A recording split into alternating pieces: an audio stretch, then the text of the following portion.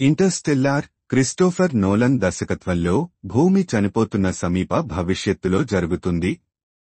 ఒక భయంకరమైన పీడకరత వల్ల ఎక్కువ శాతం పంటలు నాశనం అయ్యాయి మరియు భారీ ధూళి తుఫానులు మానవరహిత భూభాగాలను దాటుతున్నాయి.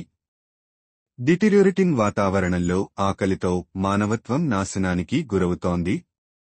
ఈ కఠినమైన వాస్తవం మిగిలిన మానవులను జీవించడానికి, నక్షత్రాల వైపు చూడటానికి బలవంతం చేస్తోంది. మన ప్రధాన పాత్ర కూపర్ ఒక మాజీ నాసా పైలట్, రైతుగా మారి తన 2 పిల్లలను పెంచడానికి యత్నిస్తున్నాడు. శనివారంలో ఉన్న ఒక కీటకపు రంధ్రం కనుగొనడం ద్వారా ఆశ యొక్క ఒక కాంతి కనిపిస్తుంది. ఈ కీటకపు రంధ్రం నివాసానికి అనుకూలమైన గ్రహాలతో మరో గెలాక్సీకి త్వరిత మార్గాన్ని అందిస్తుంది.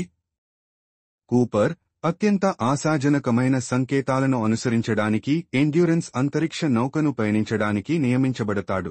ఈ నిర్ణయం కూపర్కు బాధాకరమైనది, ఎందుకంటే అతను తన పిల్లలను వెనక్కి వదిలించాలి. అతని కూతురు మర్ఫ్ అతని విడాకుల వల్ల ప్రత్యేకంగా తీవ్రంగా బాధపడుతోంది. ఈ ప్రయాణం విజయవంతం కావడం ద్వారా మొత్తం మానవ జాతి యొక్క జీవితం చాలా ప్రమాదంలో ఉంది. ఇంటర్స్టెల్లార్ చిత్రంలో గార్గంట్యూ అనే ఒక సూపర్ మాసివ్ బ్లాక్ హోల్ ఉంది. బ్లాక్ హోల్ అనేది అంతరిక్షంలో అద్భుతమైన శక్తివంతమైన గురుత్వాకర్షణ ఉన్న ఒక వస్తువు.